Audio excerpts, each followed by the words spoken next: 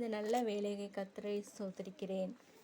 சங்கீத 118:1 கர்த்தர் நல்லவர், கர்த்தரை துதியுங்கள், அவர் நல்லவர், அவர் கிருபை என்றுமுள்ளது.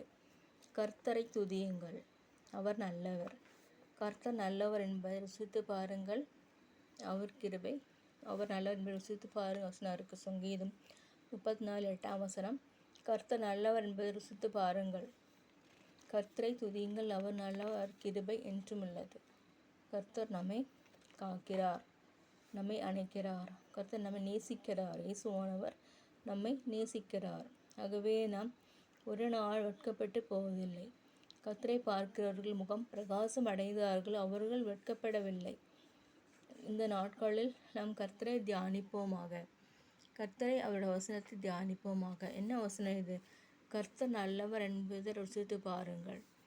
கர்த்தர் நல்லவர், அவரை துதியுங்கள், அவர் கிருபை என்றும் உள்ளது. கர்த்தருடைய கிருபை என்றும் உள்ளது. ஒவ்வொரு நாளும் கர்த்தருடைய கிருபை தான் நம்மை நிலைநிறுத்துகிறது. நாம் உலகத்தில் இருக்கிறோம் என்றால் அது ஆண்டவருடைய கிருபை தான். இன்று பல வேளைகளில் பல பிரயாசங்கள், கஷ்டங்கள், பிரச்சனைகள், போராட்டங்கள் இருந்தாலும் கர்த்தரெல்லாம் விடுவிக்கிறவர். கர்த்தரை துதியுங்கள், அப்பொழுது நாம் துதிக்கலாம். ஸ்தோத்திரம் செய்யுங்கள், அவர் நல்லவர்.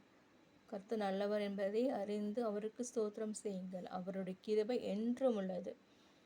இந்த நாளிலும் கர்த்தர் நம்மை காத்து கொண்டார். தொடர்ந்து இந்த ராத்திரியில் நல்ல உறக்கத்தை தருவாராக. கர்த்தர் நம்மை காத்து கொள்வாராக. ஒரு நாளும் நித்தமும் கர்த்தர் நம்மளை ஆசீர்வதிப்பாராக.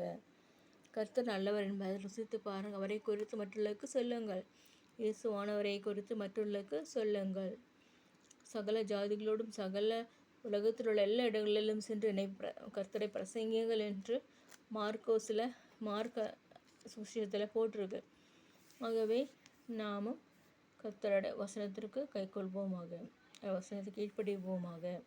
அவர் நல்லவர் என்பதை அறிந்து அவரை ஸ்தோத்திரிப்போமாக.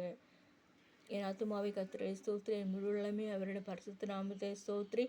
என் ஆத்துமாவை கர்த்தரை ஸ்தோத்திரி, அவர் செய்த சகல உபகாரங்களையும் மறவாதேன்னு ஆண்டவர் சொல்கிறாரு. அவர் செய்கிற உபகாரங்கள் ஒன்றும் மறக்காதிருங்கள். நானும் தான்.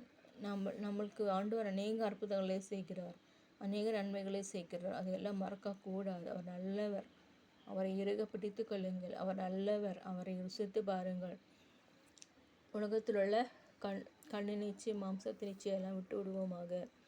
கர்த்தர் சொல்கிறார், உன்னை நான் ஆசீர்வதிப்பேன், உன்னை பெரிய ஜாதி ஆக்குவேன், நான் உன்னை ஆசீர்வதித்து உன் பெயரை பெருமைப்படுத்துவேன். கர்த்தராகிய ஆண்டவர் வெளிச்சமாக இருக்கிறார், ஜீவ அப்பமாக இருக்கிறார். ஆகவே அவரை தியானிப்போமாக. நாட்களில் கர்த்தரை தியானிப்போமாக. ஆமீன், ஆமீன்.